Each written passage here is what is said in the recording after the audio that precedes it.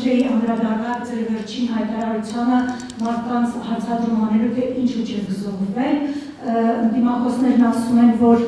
ձեր դերը պետք է լիներ ոչ թե մարդկանց հարցնել, ինչու չեք զոհվել, այլ ամեն ինչ անել, որ երկիրը զերծ մնար պատերազմից, հայ ժողովուրդը չզոհվեր, ինչու եք դուք նման հայտարարության, ասում եք դուք արյուն եք միշտ ուզում, մինչև արյուն չեք տեսնում, չեք հանգստանում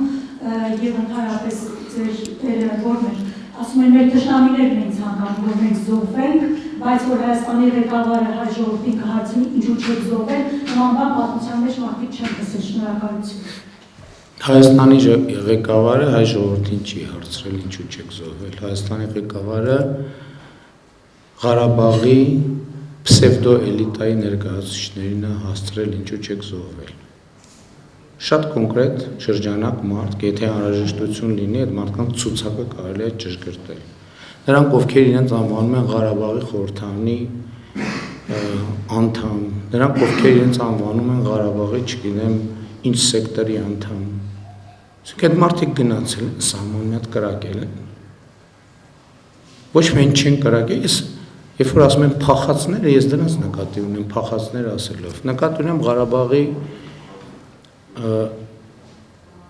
քաղաքական պսևդոէլիտային եւ հանրային պսևդոէլիտային, ովքեր եկել են, ընդ որում 2023 թվականին իրանք ինձ մեղադրում են, ասում են սահմանները փակել են, որ մենք չգնանք Հայաստան։ Հիմա եկել են Հայաստան, ասում են Ղարաբաղի հարց։ Ինչ Ղարաբաղի հարց։ Ես շատ հստակ ասել եմ, խոսքս վերաբերվում է Ղարաբաղի պսևդո էլիտայի ներկայացուցիչներին եւ այդ հարցը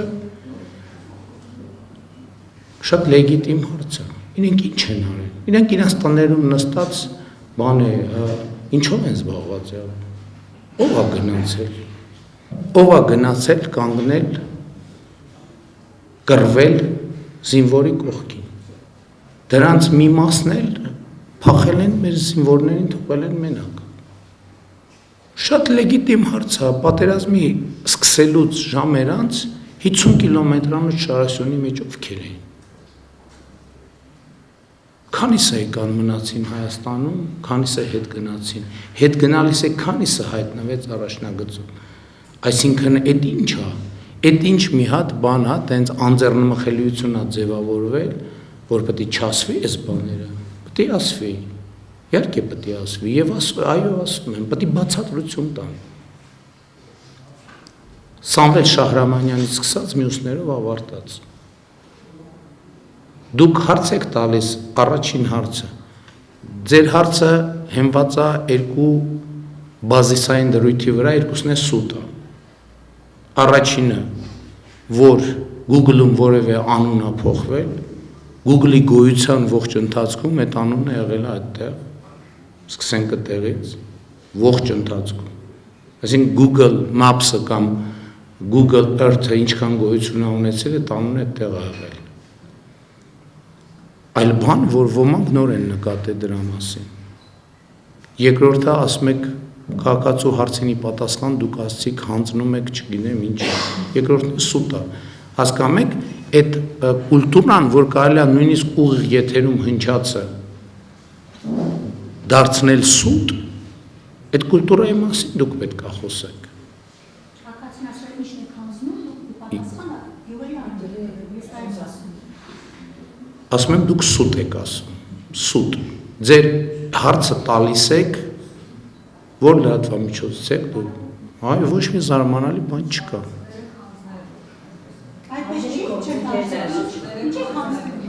Ասում եմ դուք սուտ եք ասում, այն ինչ որ դուք ասիք, ձեր երկու բազային դրույթը սուտ է, իսկ ընդհանրապես այդ թեմային ես տասնյակ անգամներ անդրադարձել եմ,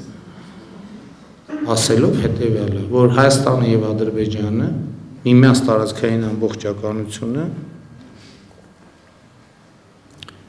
տարածքային ամբողջականությունը ճանաչել են Ալմաթայի հռչակագրի հիման վրա և սահմանազատում են իրականացրել Ալմաթայի իմիջիայլոց իրավական պարտադիր ուժ ունեցող թուղթ կա, որ Ալմաթայի հռչակագիրը երկու երկրների սահմանազատման բազային հիմքն է։ եւ այն ինչ 100 անգամ ասել եմ խորհրդային Հայաստանը, անկախ Հայաստանը նույնական է ճշգրիտ խորհրդային Հայաստանի, խորհրդային Ադրբեջանը նույնական է ճշգրիտ խորհրդային անկախ Հայաստանը, անկախ խորհրդային Հայաստանի հետ, անկախ Ադրբեջանը, խորհրդային Ադրբեջանի հետ։ Հիմա այսօր կան հարցեր եւ անկլավների թեմայից մենք չենք կարող հրաժարվել մի պարզ պատճառով, որովհետեւ մենք ինքներս ունենք անկլավ, Արցախաշենը։ Այսինքն հրաժարվել դրանից չեմ կարող հրաժարվել, որովհետեւ եթե որևէ մեկը հրաժարվի, դա քրեական պատասխանատվության հիմք է, ոչ մեկ չի կարող Հայաստանի ինքնիշխան տարածքից հրաժարվել։ Բայց պարզա որ դա տենց պարզ թեմա չի եւ հա որևէ նախ ասեմ որովհետեւ թեմա քննարկվում է, որևէ պայմանավորվածություն, որևէ այսպես ասած ռազմավարություն, որևէ հայեցակարգ այդ հարցի լուծման հետ այս պահի դրությամբ չկա։ Բայց նաև կանոնակարգը սահմանում է դեպքեր, որ պետքա հնարավոր է նաև որ տասնյակ անգամներ ենք խոսել։ Պետքա նայվի թե այդ հարցին մենք ոնց ենք մոտենում։ Ես չեմ խոսում անկլավների թեմայի մասին, ես խոսում եմ Հայաստանի ինքնիշխան տարածքների վերադարձի մասին եւ սահմանազատման թեմայի հետ կապված, ես խոսում եմ Հայաստանի ինքնիշխան տարածքի մեր վերահսկողության ներքո վերադարձի մասին։ Եթե սահմանազատման ընթացքում ինչպես կանոնակարգով նախատեսված է որոշ օպտիմալացումներ կլինեն, այդ կարա եւ լինի, եւ դա եթե լինի, կլինի բաց հրապարակային թափանցիկ։ Մի բան հստակ է եւ աներկբա սահմանազատման արդյունքներով Հայաստանի Հանրապետության տարածքը 29743 քառակուսի կիլոմետր է։ Սա երկաթյա տրամաբանություն է, ուրիշ տրամաբանություն չի կարող լինել։ Այն մնացածը, որտեղ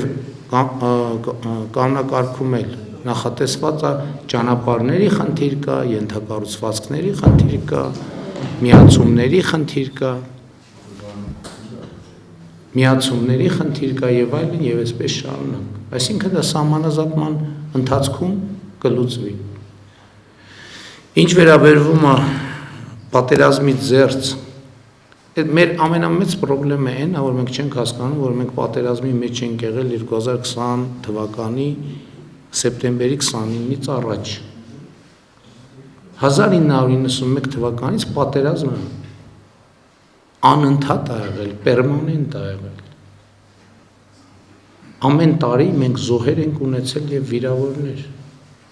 Ամեն տարի մեր տների վրա կրակոցներ են եղել։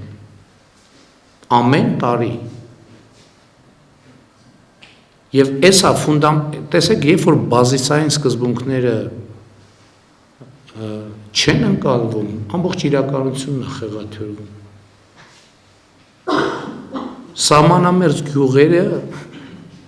Սահմանամերձ գյուղերում տանիք չի եղել, պատուհան չի եղել։ Այսինքն դուք տեսել եք, ասենք օրինակ Տավուշի մարզի Մովսես գյուղի տների պատուհանները եւ տանիքները։ Այսինքն ես պատերազմ եմ հրահարել 2020 թվականին 19-ին, 18-ին, 17-ին, 16-ին, 15-ին Հայաստանը պատերազմի մեջ է եղել։ Նորություն է սա ձեզ համար։ Ամեն տարի մենք զոհ ենք ունեցել։ Առաջին օրացուցային տարին, որ Հայաստանի եւ Ադրբեջանի միջև կոնֆլիկտի բերումով զոհ չի եղել օրացուցային առաջին տարին 2025 թվականն է։